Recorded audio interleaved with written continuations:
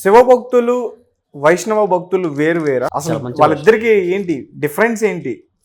ఇప్పుడు చాలా మంది కూడా వాళ్ళ పేర్లు తెలియదు నాకు సరిగ్గా, ఎక్కువగా విష్ణువుని పూజిస్తూ ఉంటారు. కానీ ఈ రాక్షసులు అయితే ఎవరైనా ఇప్పుడు హిరణ్యకశిపుడు గాని రావణాసుడు గాని ఇలా కొంతమంది శివుని ఎక్కువ పూజిస్తూ ఉంటారు. నిజమే.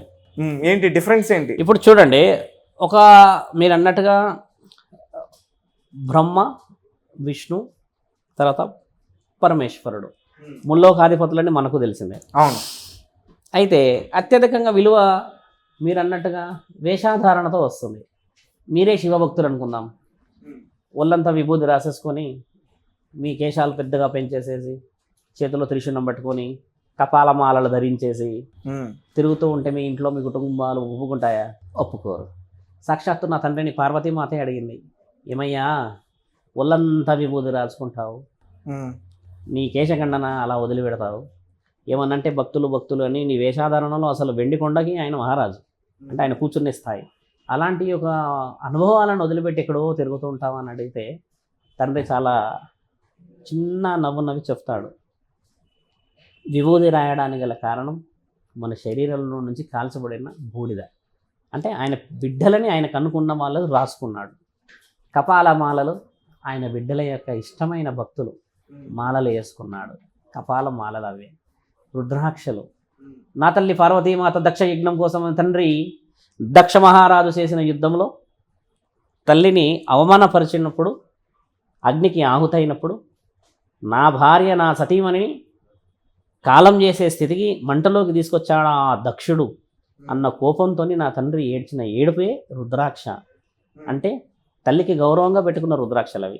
మీరు అన్నట్టుగా వేషాధారణ కోసం విలువ రాదు కాబట్టి, మీరు అన్న ఇంకొక మతం ఏదైతే వైష్ణవులు విష్ణుదేవుని పూజించే వాళ్ళు అంటున్నారు మిత్రమా, బంగారు ఆభరణాలు, మంచి గుడులు, వేషాధారణలు చాలా మార్పులుండి డబ్బు నటుర అన్నీ చూస్తారు. కాబట్టి ఎవరికైనా మానవులకు ఇష్టమైనది ఏది శంకర? బాగుండాలి, మంచిగా శారీరకంగా అన్ని విధాలు కలిసి ఉండాలని ఇష్టం ఉంటుంది కదా. కాబట్టి ఆ వ్యక్తి ఖచ్చితంగా అదే ఇష్టపడతాడు.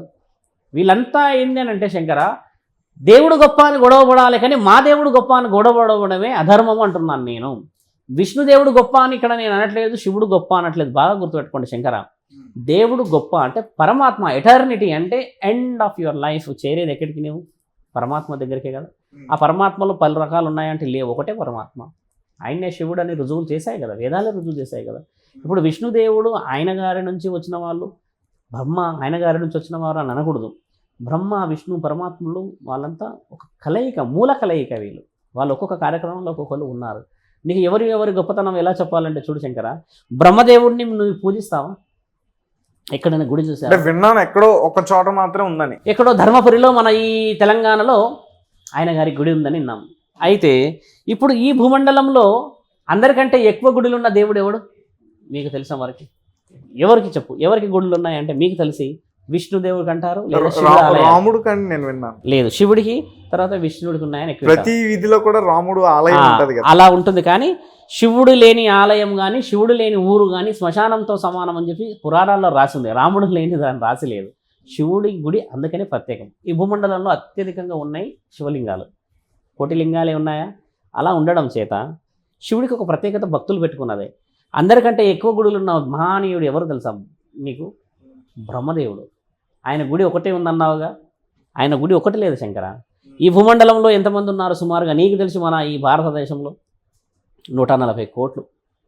140 కోట్లకి రాత రాసింది ఎవరు అంటే బ్రహ్మ రాశాడు రాత. అంటే బ్రహ్మదేవులు ఓన్లీ భారతదేశం సంబంధించిన వాళ్ళని చూస్తారా? అలా కాదు, భూమండలంలో నీకు మొత్తం భూమండలానికి ఉన్న లెక్క నీకు తెలియకపోవచ్చు అని చెప్తున్నాం. 200-300 కోట్లు ఎంతమంది మనం మొత్తం కలిసి ఉన్నాం అనుకుందాం. మొత్తం భూమండలం అంటున్నా, భారతదేశం కాదు, అఖండ భూమండలం ఒక గ్రహణం గురించి చెప్తున్నా. ఇంతమంది రాతలు రాసింది బ్రహ్మదేవుడే కదా. అంటే బ్రహ్మదేవుడు ఎక్కడ ఉన్నట్టు? నీ నుదిటిలోనే ఉన్నట్టు కదా. అంటే మరి నీ నుదిటిలో నీకు తెలియకుండానే ఆయనకి నువ్వు రాత రాసుకొని పూజ చేయించుకుంటున్నావు అన్నట్టే కదా. అంటే భూమండలంలో ఆయన రాసుకున్న స్థానం ఏంది? ఆయన నీ రాతలోనే ఉన్నాడు కాబట్టి పూజ అవసరం లేదు. ఒకటి తంతు మాట్లాడితే విష్ణుదేవుడి పూజలు పురస్కారాలు అంటే వాళ్ళు ప్రత్యక్షంగా పూజించబడుతున్నారు కాబట్టి గుడులు అవసరమయ్యాయి. పరోక్షంగా పూజపడుతున్నవాడు బ్రహ్మదేవుడు కాబట్టి ఆయన నీ రాతలో ఉన్నాడు. అంటే ఎంతమంది పుడితే అంతమంది రాతలో బ్రహ్మదేవుడు ఉన్నాడు. అంటే అందరికంటే ఎక్కువ గుడులు ఉన్నాయి బ్రహ్మదేవుడికే కదా. మరి కానీ ప్రత్యక్షంగా చూడడానికి మాత్రం ఒకటో గుడో 2 గుడిలో 3 గుడిలో ఉన్నాయి అంతే మనకి. అసలు ఎన్ని ఉన్నాయి చెప్పండి. అసలు బ్రహ్మదేవుడి గుడులు ఉన్నాయి చాలా తక్కువ. ఒక వరం చేత ఆయన గారు తండ్రి ఆజ్ఞ ప్రకారంగా వెళ్ళిపోవడం చేత గుడి ఆగిపోయింది. మానవులను నీవు పూజించ చేయకూడదు అని చెప్పేసి దాంట్లో కూడా ఒక మోహం ఉంది. కథ చెప్తే మంచి మరి ఆలోచన చేయవచ్చు. పరశ్రీ వ్యామోహం చేత బ్రహ్మదేవుడి గారికి 5 తలలు ఉండేటివి. ఇప్పటికీ మనం బ్రహ్మదేవుడి యొక్క 4 తలలు చూస్తుంటాం. ఇక్కడ 2 ఇక్కడ ఉండి కమలం మీద కూర్చొని ఉంటాడు. ఒక స్త్రీపై వ్యామోహంతో తండ్రి ఏం చేస్తాడంటే బ్రహ్మదేవుడు ఎక్కడికి పోయినా చూస్తూ ఉంటాడు ఆవిడని. ఎక్కడికి పోయినా వెనక్కి పోతే వెనక తల నుంచి చూస్తాడు, ముందు పోతే ముందు తల నుంచి చూస్తాడు.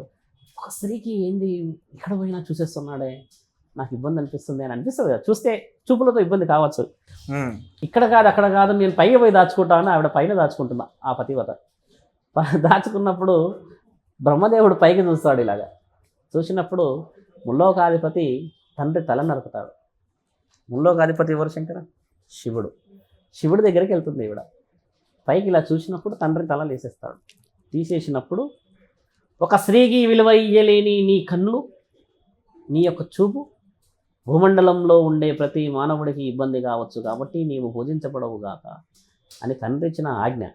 కానీ పురోహితులు కానీ మన ఈ వేదాంతాల్లో కూడా రాస్తున్నది ఏంటంటే బ్రహ్మదేవుడికి ఫలానా శాపం వల్ల, ఫలానా శాపం ఎవరు పెట్టగలరు? బ్రహ్మదేవుడు ముల్లోకాధిపతులలో ఒకడు. ఆ అధిపతులలో ఆయనకు శాపం ఎవరు పెట్టగలరు? ముల్లోకాధిపతి పెట్టగలడు. కాబట్టి శివుడి ఆజ్ఞ మేరకు ఆయన పూజించబడాడు. కానీ ఆయన ఎక్కడ పూజించబడతాడు? ప్రతి రాతలో పూజించబడతాడు. అది మనం తెలుసుకోవాల్సిన చరిత్ర కూడా అది గొప్పదే. అందుకని ఆయనకు ఆ విలువ వచ్చింది. లేకపోతే ఆయన గారికి కూడా బహుశా ఉండొచ్చేమో. అంటే ముల్లోకాధిపతి ఇచ్చిన విలువని కాపాడాలేని సమక్షంలో ఆయన ఆ విధమైన ఆజ్ఞను తీసుకున్నాడని అర్థం. మీరు అన్నట్టుగా వైష్ణవులు తర్వాత శివులు అనే భక్తుల విషయం మాట్లాడుకుంటే మిత్రమా, మానవులు చీల్చింది అది, దేవుళ్ళు ఎక్కడా చీల్చలేరుగా. దాంట్లో ఇంకో లెక్క ఉంది. పైశాచికతంగా నీవు నగలేసుకొని పూజలు చేసుకున్నంత మాత్రాన విష్ణుదేవుడు నిన్ను చేరుతాడని, లేకపోతే నీవు విష్ణుదేవుడిని చేరుతావు అనేది కాదు. ఏదైనా కూడా నువ్వు చేరాల్సింది పరమాత్ముడి దగ్గరికి. ఆ పరమాత్ముడు అనేవాడు ఒక్కళ్ళే కదా మిత్రమా. నేను అంటుంది కూడా అదే. మానవుడు తెలుసుకోవాలి ఏంటంటే వేషాధారణతోనే భక్తి వస్తుంది అనేది అబద్ధం. ఏ వేషాధారణ లేకుండా కేవలం నీవు ఇంట్లో కూర్చొని కూడా పరమాత్ముడిని చేరవచ్చు. ఆ మార్గం ఎత్తుకోవాలి కదా. మరి ఆ మార్గం ఎత్తుకోకుండా గుడులు గోపురాలు ఇవన్నీ మనం కట్టుకొని మన ఇష్టంగా తీసుకున్నాయి. అవన్నీ పరమాత్ముడు చెప్పింది కేవలం నేను ఎక్కడ కూర్చొని ఉన్నా కూడా నేను నిన్ను దర్శించుకుంటానని ఇచ్చాడా లేదా? రాసున్నాయా లేవా? వరాలు ఇస్తానని చెప్పాడా లేదా? మరి అలాంటప్పుడు మీరు అన్నట్టుగా రాక్షసులకే వరాలు ఎందుకు ఇచ్చాడంటే శంకర, రాక్షసులే కదా మరి తండ్రిని పిలిచింది. మరి శివుడి ఆజ్ఞకే కదా బలం ఉన్నది, ముల్లోకాధిపతికే కదా మరి వరానికి విర్రవీగ తత్వం వచ్చింది ఎవరికి? మరి శివుడు ఎవరికి ఇచ్చాడు? ఎవడైతే ఓం నమ శివాయ అని ఏకధాటిగా పిలిచినారో వాళ్ళకి మాత్రమే పరమాత్ముడు ఆజ్ఞించి వచ్చి వరం కోరుకో అని ఇచ్చాడు. కానీ వరం ఎప్పుడన్నా తండ్రి ఇచ్చిన భక్తుడు బతికున్నవాడు ఉన్నాడా ఈ భూమండలంలో? మీరు రుజువు చెయ్యండి. తండ్రి ఇచ్చిన ప్రతి వరంలో ఒక అర్థంతోనే ఇచ్చాడు. కానీ తండ్రి అర్థాన్ని తెలుసుకోలేక మానవుడు కేవలం ఒక వరం మాత్రమే కోరాడు. కోరిన ప్రతివాడు చనిపోయినాడు అనే సంఘటనలో చూసాముగా మనం. మీరు అన్నట్టుగానే మరణం లేదు హిరణ్యకశిపుడు మీరు అన్నాడు, కానీ ప్రహ్లాదుడి చేత మరణం రాసున్నాడు. అటు గాలి ఇటు నీరు భూమి మధ్యలో ఎటు కాకుండా, ఇంట్లో కాకుండా బయట కాకుండా, మానవ శరీరం కాకుండా, ఒక పశువు శరీరం కాకుండా, ఒక మృగం శరీరం కాకుండా ఉండే మనిషి ద్వారా తెస్తాను అని అంటే తండ్రి దానికి ఓ అన్నాడుగా హిరణ్యకశిపుడిని. ఆయన గారు వచ్చేసి మహావిష్ణువు యొక్క మహాభక్తుడే ఒక జన్మలో. ఆయన గారి ద్వారా ఆ వరాన్ని పొందడం చేత ఈ జన్మలో ఈయన చేసిన కార్యకలాపాల చేత ఆ శిక్షను అనుభవించాడు. నారసింహుడు రూపం అందుకే ఎత్తుతాడు కదా.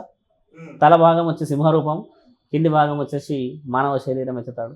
ఎత్తిన తర్వాత జరిగిన కార్యక్రమాలు మీకు తెలుసు. అంటే చూడండి, మానవుడు కోరుకున్న కోరికలో న్యాయం ఉన్నది, కానీ పరమాత్ముడు ఇచ్చిన వరంలో పరమార్థం ఉంది. అంటే నీవు ఏం కోరుకున్నావు? నీ శరీరాన్ని కోరుకున్నావు. నీకు వరం ఇచ్చింది తండ్రి ఏంది? సమాజాన్ని దృష్టిలో పెట్టుకొని ఇచ్చాడు. కాబట్టి చూడండి మిత్రమ్మ, రాక్షసులకు వరం ఇవ్వలేడు తండ్రి. రాక్షసులు కోరుకుంటూ ఇచ్చారు వరాలు. ఎక్కడైనా తండ్రి వచ్చి సడన్గా నీకు వచ్చేసి నువ్వు నాయన కోట్లాధికారిగా అయిపో అని ఇలా ఎక్కడ చెప్పలేడు. తపస్సును మెచ్చి వచ్చి ఇచ్చాడుగా. అయితే ఇప్పుడు మీరు ఇందాక ఒక విషయం చెప్పారు. చెప్పండి. బ్రహ్మదేవుడు అందరి రాత రాస్తాడు. అంటే ఈ భూమి మీద సాధువులు స్వాములు కూడా ఉంటారు, వాళ్ళ రాత రాసేది కూడా బ్రహ్మే. అందరు. మరి వీళ్ళు ఎందుకు అందరి జాతకాలు చెప్పేస్తున్నారు?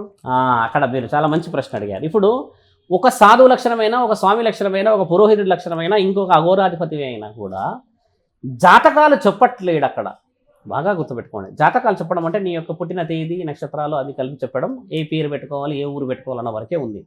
కానీ ఒక నిజమైన సాధువు కానీ, ఒక నిజమైన గురువు కానీ, ఒక నిజమైన స్వామి అంటే కంప్లీట్గా భక్తి అనే ఒక మార్గంలో ఉన్నప్పుడు కానీ చెప్పేది ఏంటంటే మిత్రమా, జరగబోయే ప్రమాదాలు, చేసిన తప్పులు చెప్పడమే జాతకం. అంతేగాని భవిష్యత్తులో నువ్వు ఉన్నత స్థాయికి వెళ్తామని చెప్పేసేసి వాళ్ళని మోసం చేసేసి పాపం వాళ్ళు ఇంకా బాగుపడతామా అన్న భ్రమలో ఉన్న వాళ్ళు వందల సంఖ్యలో ఉన్నారు. కాబట్టి ఏంటంటే ఎక్కడైతే నిన్ను డబ్బులు అడుగుతారో అక్కడ నీ యొక్క జాతకమే చూస్తారు కానీ జాతకం మార్చరు అని అర్థం. బాగా గుర్తుపెట్టుకోండి.